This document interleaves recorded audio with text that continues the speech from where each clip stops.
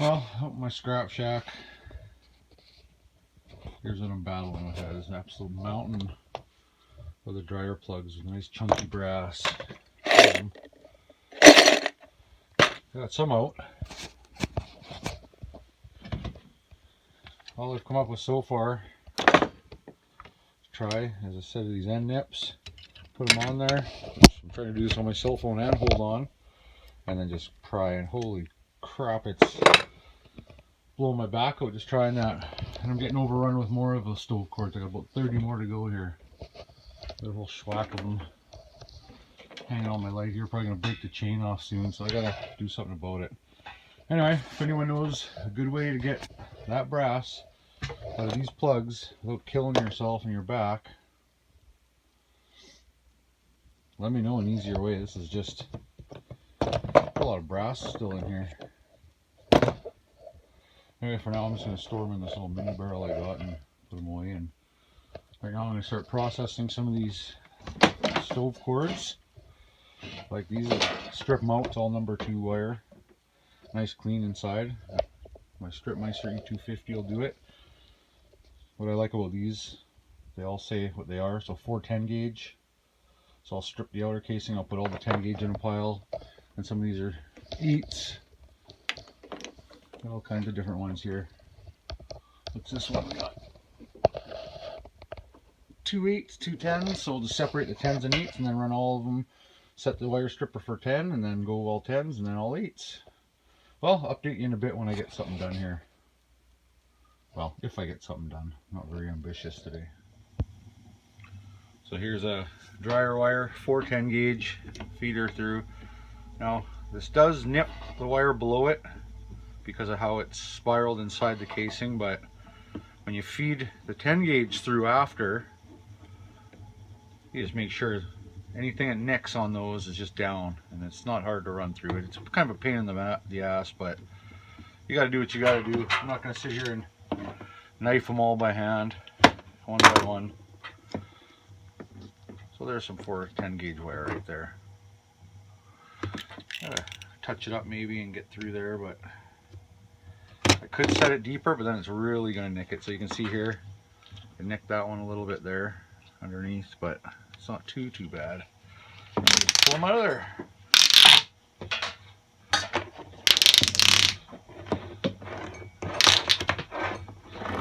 Oh, and it's just that easy.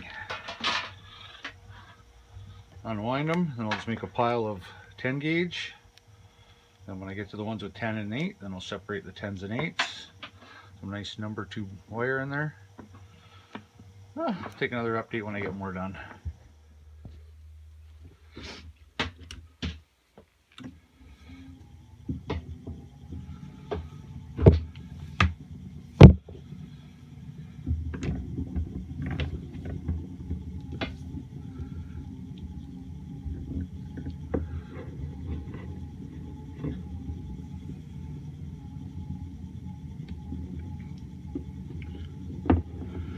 This is another one with 2 10s and 2 12s. Only one of the 12s has casing on it inside. Remember in that other video I was saying it doesn't always cut all the way through, or it nicks a little bit just because of the casing. And it's wound in the casing. So this is 12, this one's 12, and these two are 10. Probably can't see that on camera, but same size, outside diameter, but inside this one's a little less copper. Out of there. I am on this time saving all the casings once I start stripping everything, just to see the weight of the outer casing, the weight of the inner casing, and then the weight of the copper outtake at the end. This is approximately 30 all different size stove and clothing dryer cords. I think it's around 30. I'll let you know at the end once I cut all the plugs off. I'm keeping the plugs separate from my big barrel of plugs, just to see how many I did this time. So in there right now there's 68 plugs that I've done, and then I'll tell you after how many more of these ones I got. So that What bunch hanging up there. Anyway, I'm gonna get some more outer casings off and keep at it. Here's another tip to the Stripmeister. So you can see here, I ran it through. It's another one of those nice, fairly smooth cabled ones. Real pain in the butt to get out. Well, she's not, but it's an example because that last video I struggled. Run it through twice. Cut on that side. I don't even gotta be that deep. I can just, even if it's not exactly in half, just run it through again. It's so much easier to peel out.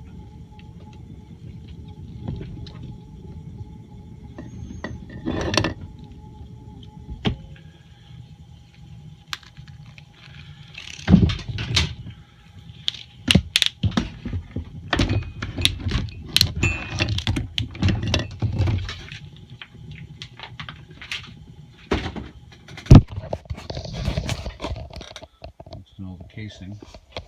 So far that's what we got for 8 gauge. Got one left up here. I actually think in my to-do buckets there's one hidden behind there. I'll double check just to make sure they all get done today. So 10 gauge, big handful, some 12 gauge, some pre-strip. This will go number 1. It's nice, thick and heavy. It's the grounding cable. I'll weigh that after, and then quite a bit thinner this stuff. Number 2. Okay. Get some more done. Well, I thought there was 30, but nope. There's 22 still with brass in them, and 2 that I did get the brass out of, and I ain't doing that for a while because that is just a back killer.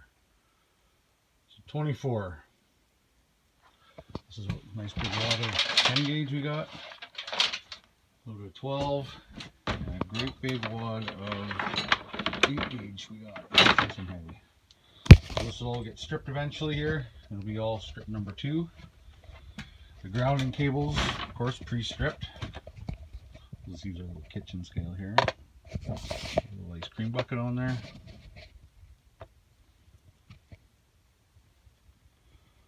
Zero it.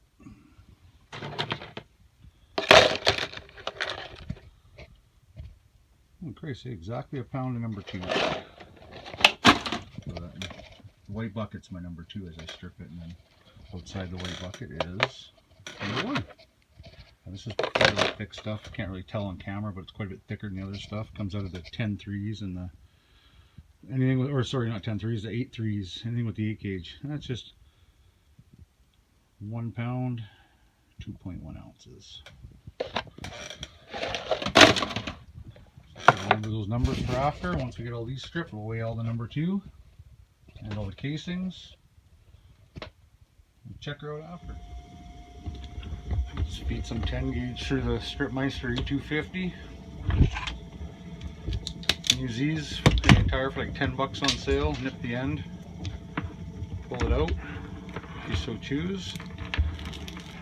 There are other ways. I'm running this thing on, I don't know if you can see the speed here.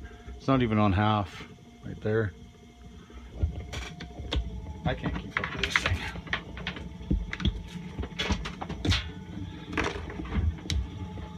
So if you don't like using the nippers, strippers, these ones, just feed this through twice, shoot for a different spot. Sometimes it's easier, sometimes it's not.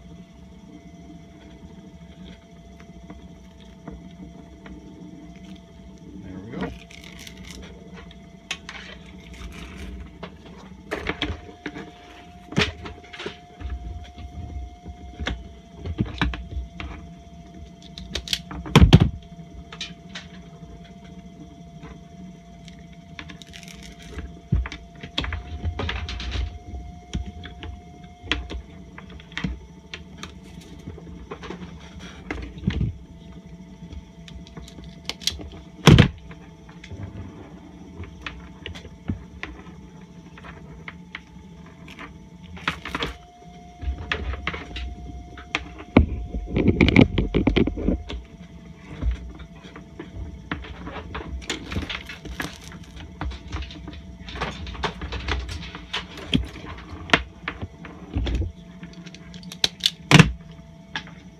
Well, you get the idea.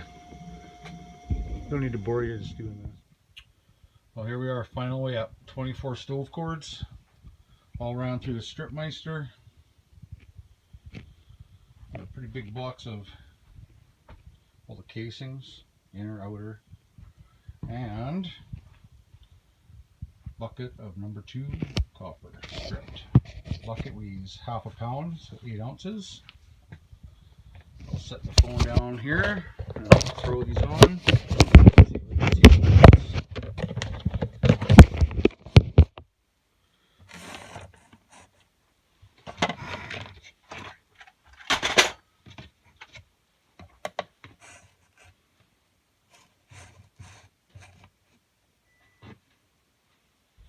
Hey, this box weighs about a pound. We weighed it before. I think it was like 1.4 or 1.7. I don't know, somewhere just a pound and a bit. And there we go, 12.11 pounds, the box and the insulation. So just about 12 pounds of insulation alone. Well, bucket doesn't feel that heavy. Feels actually about the same as that. So let's have a look here.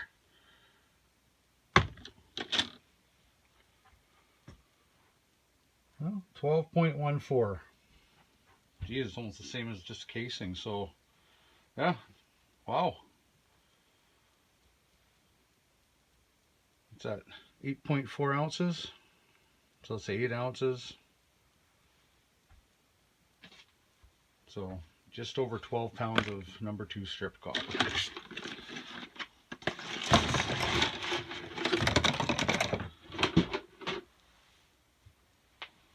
And that's all of it.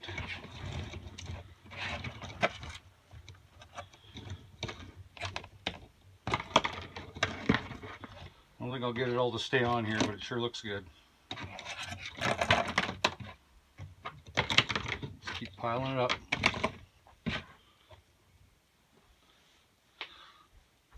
Grab that one like that. That's pretty close to all of it on there. I'm pretty sure. Oh, crap. Landslide of copper, landslide of copper. Here we go. Well, there we go, 12.5 pounds. Perfect. Take that all day long. And I was out here for a couple hours because, well, this is like a hobby, so I just take my time. And that's it. That's a wrap for 24 stove cords, stove and dryer cords.